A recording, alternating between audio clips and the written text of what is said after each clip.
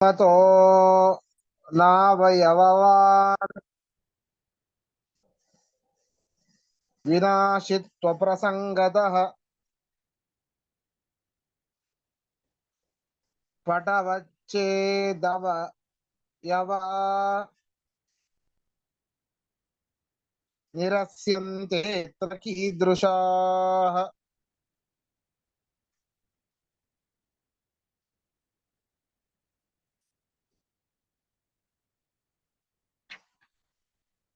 ನೋಡಿ, ಮತ್ತೆ ಪ್ರಶ್ನೆ ಮಾಡ್ತಾ ಇದ್ದೀನಿ. ಇಷ್ಟೆಲ್ಲ ಹೇಳಿದ್ರು ಕೂಡ ಮತ್ತೆ ಪ್ರಶ್ನೆ.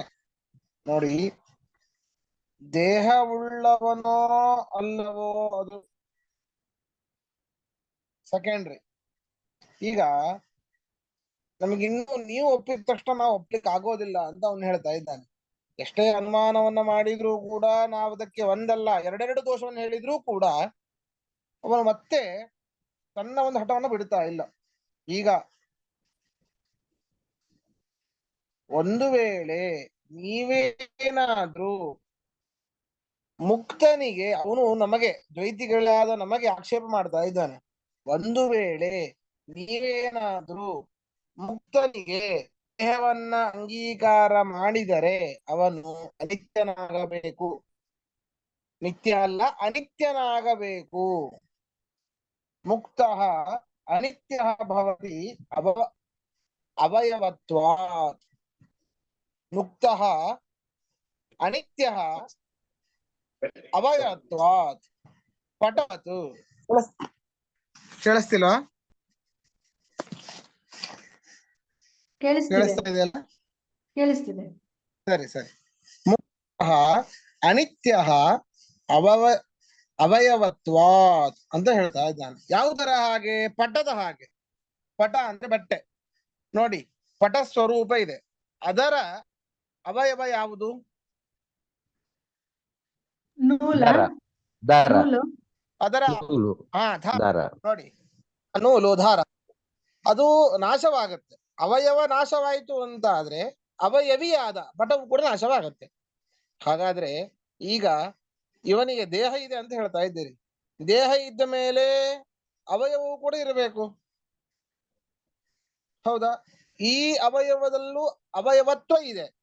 ಅದರಿಂದ ಇದೂ ನಾಶ ಆಯ್ತು ಅಂತ ಆದ್ರೆ, ಇವನ ಅವಯವಗಳು ನಾಶ ಆಯ್ತು ಅಂತ ಆದ್ರೆ ಅವನ ದೇಹವು ಕೂಡ ನಾಶವಾಗತ್ತೆ. ಆದ್ದರಿಂದ ಅವನು ಅನಿತ್ಯನಾಗಬೇಕಾದ ಪ್ರಸಂಗ ಬಂದೀತು. ಅದಕ್ಕೋಸ್ಕರವಾಗಿ ಅವನಿಗೆ ಶರೀರ ಇದೆ ಅಂತ ಅಂಗೀಕಾರ ಮಾಡಬಾರದು ಅಂತ ನಮ್ಮ ಮೇಲೆ ಆಕ್ಷೇಪ ಮಾಡ್ದ. ನಾವು ಹೇಳ್ತಾ ಇದ್ದೇವೆ,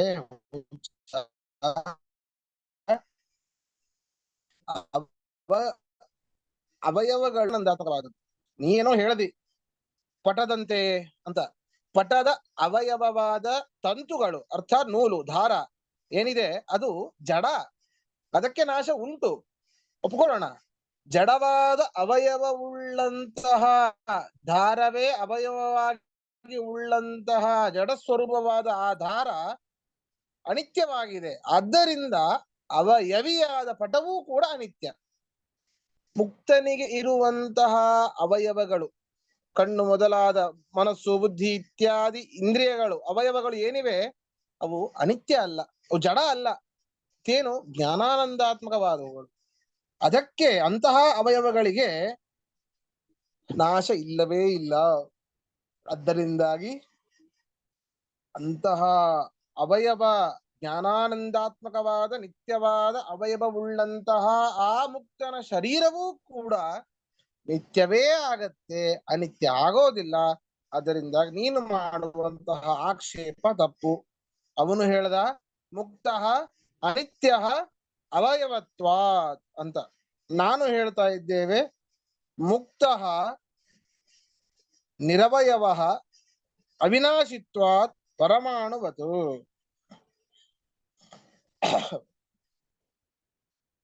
ನೋಡಿ, ನಿರವಯವ ಅಂತ ಹೇಳ್ತಾ ಇದ್ದಾರೆ. ಹೇಗೆ ಪರಮಾತ್ಮನ ಇಂದ್ರಿಯಗಳಿಗೂ ಪರಮಾತ್ಮ ಯಾವುದೇ ರೀತಿಯಾದಂತಹ ಭೇದ ಇಲ್ಲ, ಹಾಗೆ ಮುಕ್ತನ ಇಂದ್ರಿಯಗಳಿಗೂ ಮುಕ್ತನಿಗೂ ಯಾವುದೇ ರೀತಿಯಾದಂತಹ ಭೇದ ಇಲ್ಲ. ಅದರಿಂದಾಗಿ ಅವನು ಅವಯವ ಉಳ್ಳವನು ಅಂತ ಹೇಳಿಕೆ ಬರೋದಿಲ್ಲ. ಮುಕ್ತ ನಿರವಯವ, ಅವನ ಇಂದ್ರಿಯ ಅವನು ಒಂದೇ, ಅವನ ಇಂದ್ರಿಯ ಸಪರೇಟ್ ಆಗಿ ಹೇಗೆ ಹೇಳಿಕ್ ಸಾಧ್ಯ? ಅದರಿಂದ ಅವನಿಗೆ ಅವಯವವೇ ಇಲ್ಲ. ಮುಕ್ತ ನಿರವಯವ ಅವಿನಾಶಿತ್ವಾತ್, ಅವನು ಅವಿನಾಶಿ, ನಾಶ ಉಳ್ಳವನಲ್ಲ ಅವನು. ಹೇಗೆ? ಪರಮಾಣುವತು, ಆಟಮ್, ಸರಿನಾ? ಅವರು ತಾರ್ಕಿಕರು ಎಲ್ಲದಕ್ಕೂ ಅವಯವ ಇದೆ ಅಂತ ಒಪ್ತಾರೆ, ಆದ್ರೆ ಪರಮಾಣುವನ್ನ ಬಿಟ್ಟು. ಈಗ ಘಟದ ಅವಯವ 2 ಕಪಾಲಗಳು, ಆ ಕಪಾಲದಕ್ಕೆ ಅವಯವ ಚತುರ್ಣುಕ, ತ್ರಿಣುಕ, ದ್ವೇಣುಕ, ಪರಮಾಣು. 2 ಪರಮಾಣುಗಳು ಸೇರಿದಾಗ ಒಂದು ದ್ವೇಣುಕ, ಅದಕ್ಕೆ ದ್ವೇಣುಕ ಅಂತ ಕರಿತೇವೆ. ಹಾಗೆ ಅಂತಹ 3 ದ್ವೇಣುಕಗಳು ಸೇರಿದಾಗ ಅದು ತ್ರಿಣುಕ. ಅಂತಹ ತ್ರಿಣುಕಗಳು 4 ತ್ರಿಣುಕ ಸೇರಿದಾಗ ಅದು ಚತುರ್ಣುಕ. ನಮಗೆ ಪರಮಾಣು ಕಣ್ಣಿಗೆ ಕಾಣೋದಿಲ್ಲ, ಮೈಕ್ರೋಸ್ಕೋಪ್ ಅಲ್ಲಿ ಕಾಣುತ್ತೆ. ದ್ವೇಣುಕವೂ ಕೂಡ 2 ಪರಮಾಣುಗಳ ಸಂಯೋಗ ದ್ವೇಣುಕ, ಅದು ಕೂಡ ಕಣ್ಣಿಗೆ ಕಾಣೋದಿಲ್ಲ. ತ್ರಿಣುಕ ಕಣ್ಣಿಗೆ ಕಾಣುತ್ತಂತೆ. ಇದೇನು ತ್ರಿಣುಕ ಕಣ್ಣಿಗೆ ಕಾಣುತ್ತಾ ಅಂತಂದ್ರೆ ಹೌದು. ಯಾವಾಗ ಅಂತಂದ್ರೆ ಮನೆಯಲ್ಲಿ ಕುಳಿತಿರ್ತೀರಿ, ಬಿಸಿಲು ಬೀಳ್ತಾ ಇರ್ತದೆ, ಬೆಳಗ್ಗೆ ಬಿಸಿಲು, ಅಲ್ಲಿ ಸಣ್ಣ ಸಣ್ಣ ಪಾರ್ಟಿಕಲ್ಸ್ ಎಲ್ಲ ಕಾಣ್ತಾ ಇರ್ತದೆ. ಆದ್ರೆ ಅದೇ ಬಿಸಿಲಿನ ಪಕ್ಕದಲ್ಲಿ ಕತ್ತಲಿರ್ತದೆ, ಅಲ್ಲಿ ಬಿಸಿಲು ಬಿದ್ದಿರೋದಿಲ್ಲ, ಅಲ್ಲಿ ಕಾಣೋದಿಲ್ಲ, ಬರೀ ಬಿಸಿಲು ಬಿದ್ದಾಗ ಮಾತ್ರ ಕಾಣ್ತಾ ಇರ್ತದೆ. ಅನುಭವಕ್ಕೆ ಬಂದಿದೆನಾ ನಿಮಗೆ? ಹೌದು ಹೌದು. ಅದು ತ್ರಿಣುಕ, ಅದು ತ್ರಿಣುಕ ಅಂತ ಕರಿತೇವೆ. ಅಂದ್ರೆ ದ್ವೇಣುಕ ಸಮಾಗಮವೇ ತ್ರಿಣುಕ, 4 ತ್ರಿಣುಕಗಳ ಸಮಾಗಮವೇ ಚತುರ್ಣುಕ. ಈ ರೀತಿ ಮಹತ್ತಾಗಿ ನಮ್ಮ ಕಣ್ಣಿಗೆ ಕಾಣುತ್ತೆ, ಆದ್ರೆ ಪರಮಾಣು ಕಣ್ಣಿಗೆ ಕಾಣೋದಿಲ್ಲ. ಅವನು ಹೇಳ್ತಾನೆ. ಆಚಾರ್ಯ ಇನ್ನೊಂದ್ಸತಿ ಬೆಳಕಿಂದ ಹೇಳಿ. ಬೆಳಕಿಂದು ಇನ್ನೊಂದ್ಸತಿ ಹೇಳಿ, ಗೊತ್ತಾಗಲಿಲ್ಲ ಸ್ವಲ್ಪ. ಅಂದ್ರೆ ಈಗ ಅದೊಂದು ಡೆಫಿನೇಷನ್ ಬರ್ಕೊಡಿ. ಜಾಲ ಸೂರ್ಯ ಮರೀಚಿಸ್ತಂ, ಜಾಲ ಸೂರ್ಯ ಮರೀಚಿಸ್ತಂ ಯತ್ ಸೂಕ್ಷ್ಮತಮಂ ದ್ರವ್ಯಂ ಉಪಲಭ್ಯತೆ.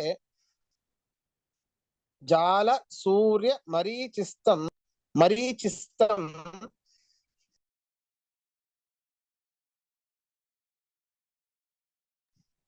ಯತ್ ಸೂಕ್ಷ್ಮತಮಂ ದ್ರವ್ಯಂ ಉಪಲಭ್ಯತೆ.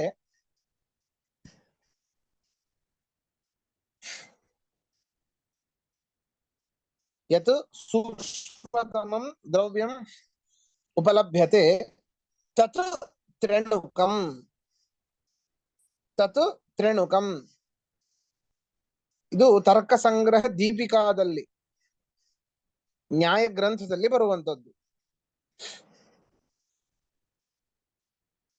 ಜಾಲ ಸೂರ್ಯ ಸೂಕ್ಷ್ಮತಮಂ ದ್ರವ್ಯಂ ಉಪಲಭ್ಯತೆ ತತ್ ತ್ರಿಣುಕಂ. ನಮಗೆ ತ್ರಿಣುಕದಿಂದ ಕಣ್ಣಿಗೆ ಕಾಣ್ತಾ ಬರುತ್ತೆ. ಎಲ್ಲವೂ ಅಷ್ಟೇ, ಆಟಮ್ ಇಂದ ಕೂಡಿರುತ್ತೆ ಎಲ್ಲವೂ ಕೂಡ. ಆದ್ರೆ ಆಯಾಯ ಆಟಮ್ಗಳು, ನೀರಿನದ್ದು ತನ್ನ ನೀರಿನ ಪರಮಾಣುಗಳಿಂದನೇ ಕೂಡಿರುತ್ತೆ, ಜಲ ಪರಮಾಣುಗಳಿಂದನೇ ಕೂಡಿರುತ್ತೆ. ಪೃಥ್ವಿ ಈ ಒಂದು ತನ್ನ ಪೃಥ್ವಿ ಪರಮಾಣುಗಳಿಂದಲೇ ಕೂಡಿರುತ್ತೆ. ಬೆಂಕಿ ಅಗ್ನಿ ಪರಮಾಣುಗಳಿಂದಲೇ ಕೂಡಿರುತ್ತೆ, ಸರಿನಾ? ಆಯಾಯ ದ್ರವ್ಯಗಳಿಗೆ ಆಯಾಯ ಪರಮಾಣುಗಳಿವೆ, ಅವನು ಅಂಗೀಕಾರ ಮಾಡುವುದು ಪರಮಾಣುವಿಗಿಂತ ಮತ್ತೆ ಕೆಳಗೆ ಇನ್ನೊಂದು ಇಲ್ಲ, ಶುರುವಾಗೋದೇ ಪರಮಾಣುವಿನಿಂದ ಅಂತ.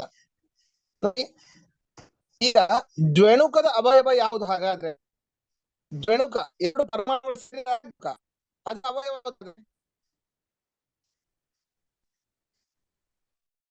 ಈಗ ನೋಡಿ, ಅನೇಕ ನೂಲುಗಳು ಸೇರಿದಾಗ ಒಂದು ಬಟ್ಟೆ. ಹಾಗೆ ಬಟ್ಟೆ ಅವಯವ ಯಾವುದು?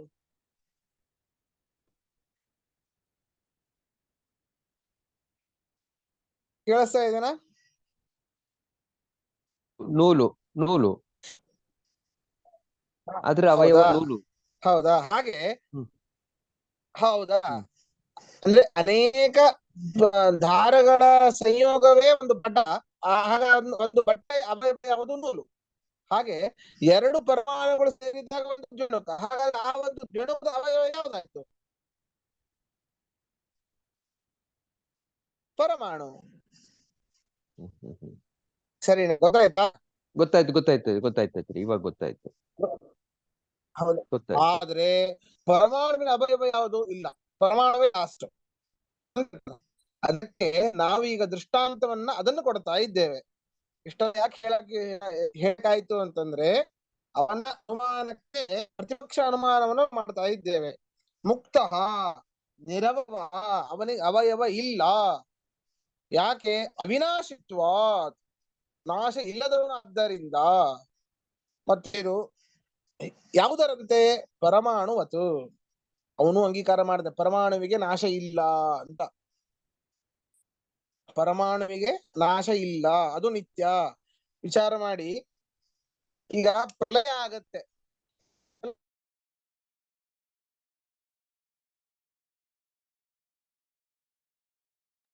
ಕೇಳಿಸ್ತಾ ಇಲ್ಲ ಆಚಾರ್ಯ?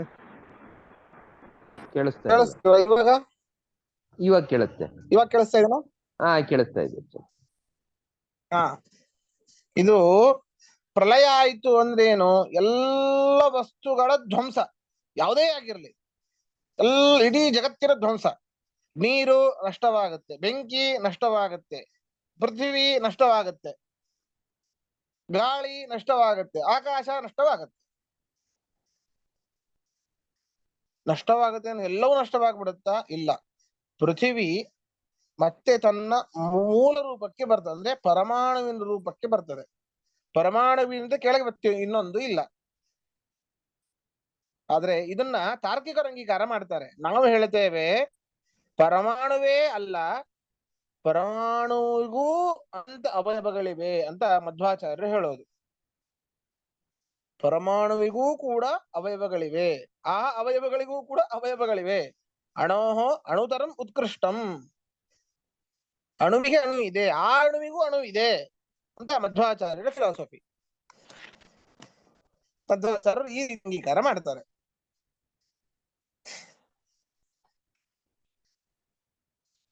ಆದ್ದರಿಂದ ಮುಕ್ತ ನಿರವಯವ ಅಂತ ಈ ರೀತಿ ಹೇಳಿ, ನೀನು ಜಡವಾದ ಅವಯವ ಉಳ್ಳಂತಹ, ಜಡವಾದ ದಾರವೆಂಬ ಅವಯವ ಉಳ್ಳಂತಹ ಬಟ್ಟೆಯನ್ನ ಇಟ್ಟುಕೊಂಡು ಅದೇ ನಾಶ ಆಗುತ್ತೋ ಅದೇ ರೀತಿಯಾಗಿ ಮುಕ್ತನ ಅವಯವಗಳೂ ಕೂಡ ನಾಶವಾಗೋದ್ರಿಂದ ಅವನ ದೇಹವೂ ಕೂಡ ನಾಶ ಆಗ್ಲಿ ಅಂತ ಆಕ್ಷೇಪ ಮಾಡ್ಲಿಕ್ಕೆ ಬರೋದಿಲ್ಲ ಅಂತ ಹೇಳ್ತಾ ಇದ್ದಾರೆ.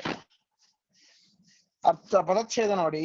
ವಿಮತಃ ನ ಅವಯವವಾನ್ ವಿನಾಶಿತ್ವ ಪ್ರಸಂಗತಃ ಪಟವತ್ ಚೇತ್ ಅವಯವಾಃ ನಿರಸ್ಯಂತೆ ಅತ್ರ ಕೀದೃಶಾಃ. ಅನ್ವಯ ನೋಡಿ. ವಿಮತಃ ವಿವಾದ ವಿಷಯನಾದ ಮುಕ್ತ ಜೀವನು,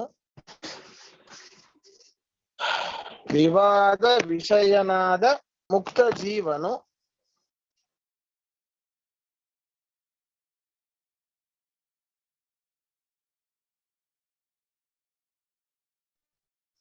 ವಿವಾದ ವಿಷಯನಾದ ಮುಕ್ತ ಜೀವನು ಅವಯವವಾನ್ ನ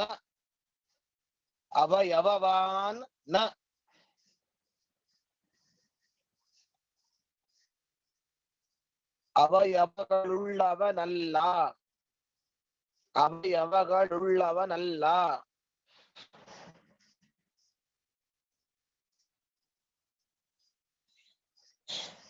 ವಿನಾಶಿತ್ವ ಪ್ರಸಂಗತಃ, ವಿನಾಶಿತ್ವ ಪ್ರಸಂಗತಃ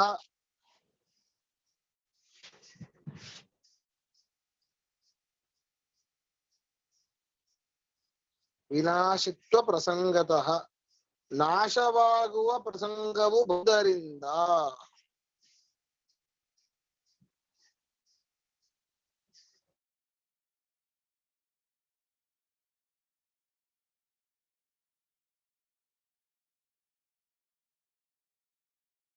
ವಿನಾಶಿತ್ವ ಪ್ರಸಂಗತಃ ನಾಶವಾಗುವ ಪ್ರಸಂಗವು ಬರುವುದರಿಂದ ವಿನಾಶಿತ್ವ ಪ್ರಸಂಗತಃ ನಾಶವಾಗುವ ಪ್ರಸಂಗವು ಬರುವುದರಿಂದ ಪಟವತ್ ಚೇತ್ ಪಟವತ್ ಚೇತ್ ಬಟ್ಟೆಯಂತೆ ಎಂದು ಹೇಳುವುದಾದರೆ ಬಟ್ಟೆಯಂತೆ ಎಂದು ಹೇಳುವುದಾದರೆ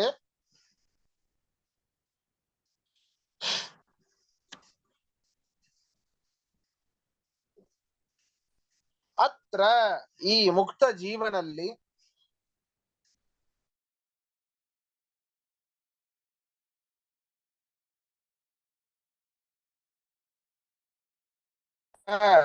ಈ ಮುಕ್ತ ಜೀವನದಲ್ಲಿ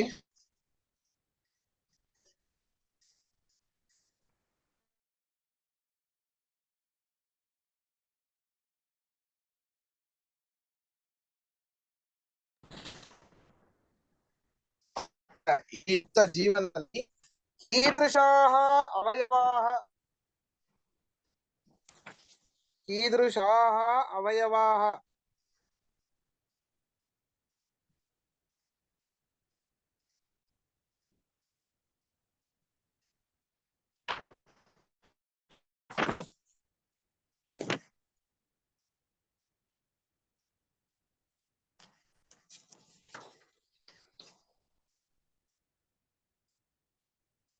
ಕೀದೃಶಾಃ ಅವಯವಾಃ ಎಂತಹ ಅವಯವಗಳು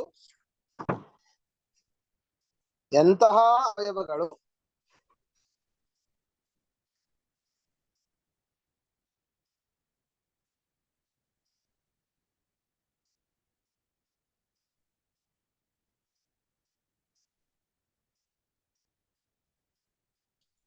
ಎಂತಹ ಅವಯವಗಳು ನಿರಸ್ಯಂತೆ ನಿರಾಕರಿಸಲ್ಪಡುತ್ತದೆ ನಿರಸ್ಯಂತೆ ನಿರಾಕರಿಸಲ್ಪಡೆ ಪ್ರಶ್ನೆ ಇದ್ದ ಕೇಳಿ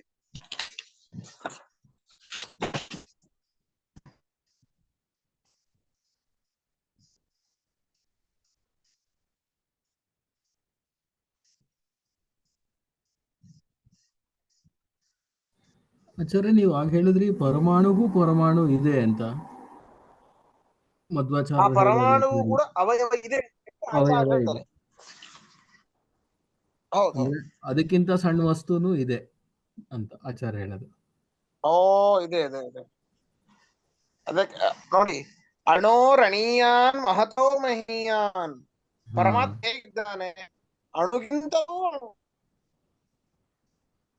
ಮಧ್ಯೆ ಹೇಗಿದ್ದಾನೆ ಮಹತೋ ಮಹೀಯಾನ್ ಜಗತ್ತಿನಲ್ಲಿ ಯಾವುದು ಅಣು ಅಂತ ಇದೆ ಆ ಅಣುವಿಗಿಂತಲೂ ಅಣುವಾದ ಸ್ವರೂಪ ಪರಮಾತ್ಮನದ್ದು ಮತ್ತೆ ಮಹತೋ ಮಹೀಯಾನ್ ದೊಡ್ಡದಾದ ವಸ್ತು ಅಂತ ಯಾವ್ದಿದೆ ಜಡವಾದದ್ದೇ ಆಗಿರ್ಲಿ ಚೇತನ ಬೇಕಾಗಿಲ್ಲ ಹೌದಾ ಮೇರು ಪರ್ವತ ಇತ್ಯಾದಿ ಯಾವ್ದಿದೆ ಅದಕ್ಕಿಂತಲೂ ಕೂಡ ದೊಡ್ಡವನಾಗಿದ್ದಾನೆ ಪರಮಾತ್ಮ ಅಣೋರಣೀಯಾನ್ ಮಹತೋ ಮಹೀಯಾನ್ ಆದ್ರೆ ನೋಡಿ ಅಣೋರಣೀಯಾನ್ ಅಂತಂದ ಮೇಲೆ ಅಣುವಿಗಿಂತಲೂ ಅಣು ಅಂತಂದ ಮೇಲೆ ಅದಕ್ಕೊಂದು ಅವಯವ ಇರ್ಲೇಬೇಕಲ್ಲ ಇರ್ಲೇಬೇಕು ಕರೆಕ್ಟ್ ಸರಿ ಸರಿ ಆಚಾರ್ಯ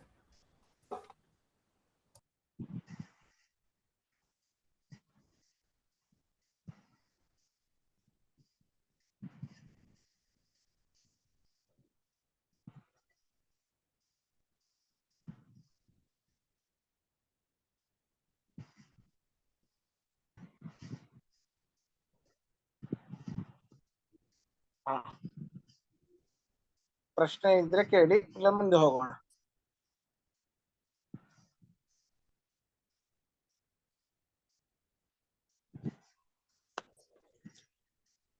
ಸರಿ ಇಲ್ಲಿ ಮತ್ತೊಂದು ಹೇಳ್ತಾ ಇದ್ದಾರೆ ಹಿಂದೆ ಅವನು ಹೇಳಿದಂತಹ ಅನುಮಾನ ಯಾವುದು ಮುಕ್ತ ಅನಿತ್ಯ ವಿನಾಶಿತ್ವಾತ್ ಅಂತ ಹೇಳ್ದ ಮುಕ್ತ ಅನಿತ್ಯ ವಿನಾಶಿತ್ವಾತ್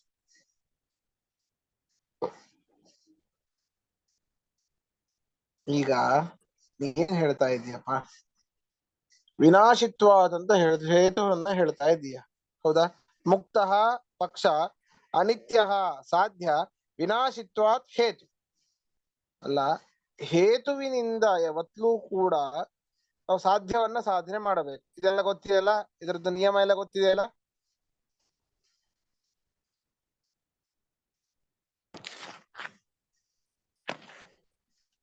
ಕಷ್ಟ ಆಗ್ತಾ ಇದೆ ಸ್ವಲ್ಪ. ಇಲ್ಲ ಆಚಾರ್ಯ. ಇಲ್ಲ ಆಚಾರ್ಯ ಹೇಳ್ಬೋದು. ಹೇತುವಿನಿಂದ ಸಾಧ್ಯವನ್ನ ಸಾಧನೆ ಮಾಡಬೇಕು. ಏನ್ ಸಾಧನೆ ಮಾಡಬೇಕು ಹೇಳಿ? ಇಲ್ಲದೆ ಇರುವುದನ್ನ ಸಾಧಿಸಿದ್ರೆ ಅದನ್ನ ಸಾಧನೆ ಮಾಡಿದ ಹಾಗೆ. ಸಿದ್ಧವಾದದ್ದನ್ನೇ ಸಾಧನೆ ಮಾಡಿದ್ರೆ ಏನು ಬಂತು? ಗಿನ್ನಿಸ್ ರೆಕಾರ್ಡ್ ಯಾರು ಮಾಡದೇ ಇರೋದನ್ನ ಇವನ್ ಮಾಡಿದ್ರೆ ಆ ಗಿನ್ನಿಸ್ ರೆಕಾರ್ಡ್ ಬುಕ್ ಅಲ್ಲಿ ಒಂದು ರೆಕಾರ್ಡ್ ಆಗುತ್ತೆ, ಮಾಡಿರುವಂತಹ ಇವನ್ನ ಕ್ರಿಯೆ. ಅವ್ರು ಮಾಡಿದ್ದನ್ನೇ ಮಾಡಿದ್ರೆ ಆಗೋದಿಲ್ಲ. ಹಾಗೆ ಸಿದ್ಧವಾದದ್ದನ್ನ ಸಾಧನೆ ಮಾಡಿದ್ರೆ ಸಿದ್ಧ ಸಾಧನದ ದೋಷ ಅಂತ. ಏನು ಸಿದ್ಧವಾದದ್ದು? ನೀನು ಈಗ ವಿನಾಶಿತ್ವ ಅಂತ ಹೇಳ್ತಾ ಇದ್ದಲ್ಲಪ್ಪ,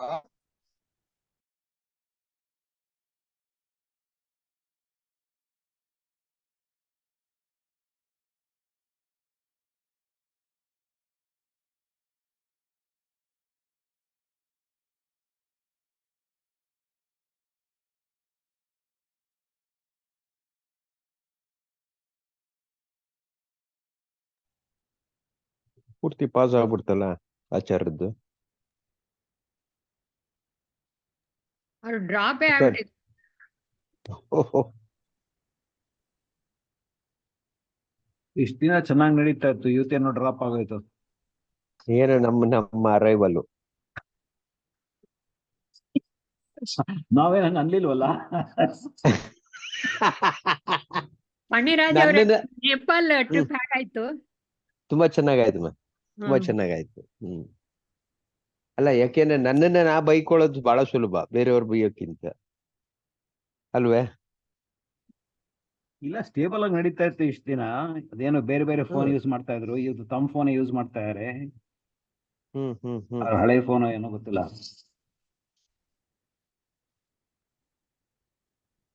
ನೋಟ್ ಕಳಿಸ್ತೀನಿ, ಅವ್ರಿಗೆ ಗೊತ್ತೇ ಇರಲ್ಲ ಡ್ರಾಪ್ ಆದ್ರಿ ಅಂತ. ಅಲ್ಲ, ಟೈಮು ಆಗೋಯ್ತು. 8 ಗಂಟೆಗೆ 2 ನಿಮಿಷ ಇದೆ ಇನ್ನ. ಟೈಮು ಆಗೋಯ್ತು.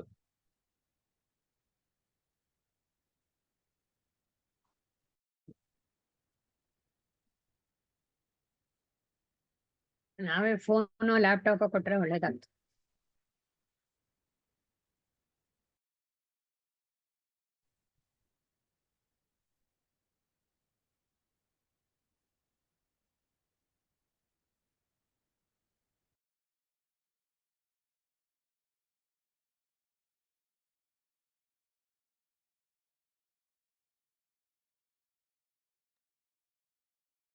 ಐ ಥಿಂಕ್ ಅವ್ರು ಇರೋ ಜಾಗದಲ್ಲಿ ಇಂಟರ್ನೆಟ್ ಕನೆಕ್ಟಿವಿಟಿ ಚೆಂದಾಗಿರಲ್ಲ, ಸೊ ಹಂಗಾಗ್ತಾ ಇದೆ. ಅದು ಎಕ್ವಿಪ್ಮೆಂಟ್ ಪ್ರಾಬ್ಲಮ್ ಇಲ್ಲ, ಬಿಕಾಸ್ ನಾನು ಯೂಸ್ ಮಾಡ್ತಾ ಇರೋದು ಪರ್ಸ್ನಲ್ ಹಾಟ್ಸ್ಪಾಟ್. ನಂಗೆ ಯಾವ ಇಂಟರ್ನೆಟ್ಟು ಇಲ್ಲ. ಬೆಂಗಳೂರಿನಲ್ಲೇ ಕೂತಿದ್ದೀನಿ, ಆದ್ರೆ ಯಾವುದು ಸಬ್ಸ್ಕ್ರೈಬ್ ಮಾಡ್ಕೊಳ್ಳಿಲ್ಲ. ನಾನು ಫೋನಿಂದ ಹಾಟ್ಸ್ಪಾಟ್ ಯೂಸ್ ಮಾಡ್ತಾ ಇದ್ದೀನಿ, ಕ್ಲಿಯರ್ ಆಗಿ ನಡೆಯುತ್ತೆ.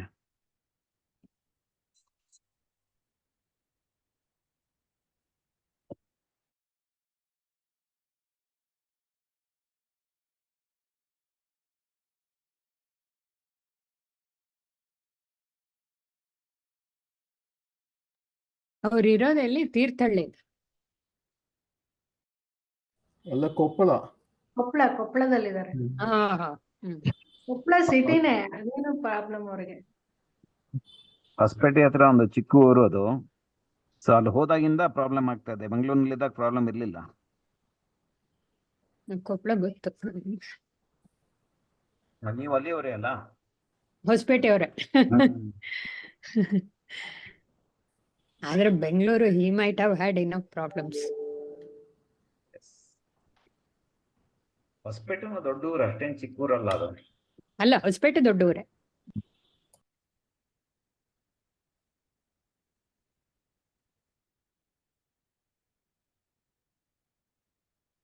ಆಚಾರ್ಯ ಬರೋ ಮಟ್ಟಿಗೆ ಕಾಣೆ.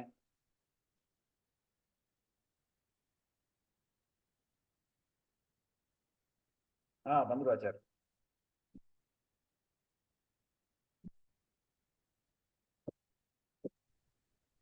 ಆಗ್ತಾ ಇದೀನಾ?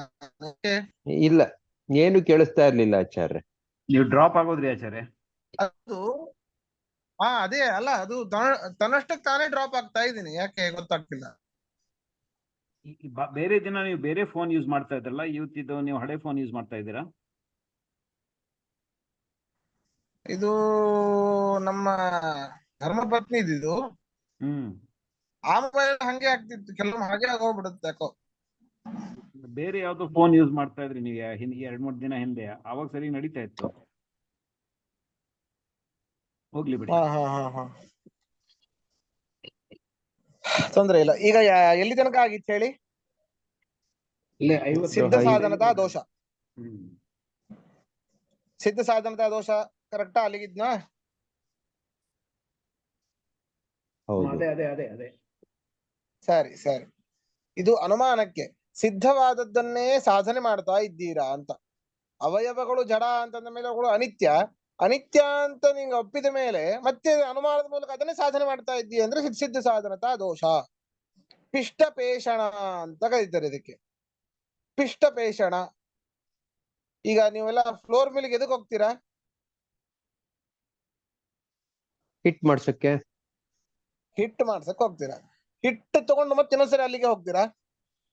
ಇಲ್ಲ. ಇಲ್ಲ. ಹಿಟ್ಟನ್ನೇ ಹಿಟ್ಟು ಮಾಡ್ಲಿಕ್ಕೆ ಆಗೋದಿಲ್ಲ. ಹಾಗೆ ಇದು ಸಿದ್ಧವಾದದ್ದು ಮತ್ತೆ ಸಾಧನೆ ಮಾಡ್ತೀಯ ಅಂತ. ಪಿಷ್ಟ ಪೇಷಣ, ಪಿಷ್ಟವಾದದ್ದನ್ನೇ ಮತ್ತೆ ಪೇಷಣ ಮಾಡೋದು. ಅದೇಗ್ ತಪ್ಪು? ಹಾಗೆ ಸರಿ ಅಲ್ವೋ? ಹಾಗೆ ಸಿದ್ಧವಾದದ್ದನ್ನೇ ಸಾಧನೆ ಮಾಡಿದ್ರೆ ಸಿದ್ಧ ಸಾಧನತಾ ದೋಷ. ಅದರ ನಿನ್ನ ಅನುಮಾನ ಸರಿಯಲ್ಲ ಅಂತ ಈ ಒಂದು ಶ್ಲೋಕದ ತಾತ್ಪರ್ಯ. ಇದರ ತಾತ್ಪರ್ಯ ಇನ್ನು ಸ್ವಲ್ಪ ಇದೆ, ಇದನ್ನ ನಾಳಿನ ಪಾಠದಲ್ಲಿ ನೋಡೋಣ ಅಂತ ಹೇಳ್ತಾ ಇವತ್ತಿನ ಪಾಠ ಮುಗಿಸೋಣ. ಶ್ರೀಕೃಷ್ಣಾರ್ಪಣಮಸ್ತು. ಮಧ್ವೇಶಾರ್ಪಣಮಸ್ತು. ಶ್ರೀಕೃಷ್ಣಾರ್ಪಣಮಸ್ತು. ನಮಸ್ಕಾರ ಆಚಾರ್ಯ. ನಮಸ್ಕಾರ. ನಮಸ್ಕಾರ ಆಚಾರ್ಯ. ನಮಸ್ತೆ. ನಮಸ್ತೆ.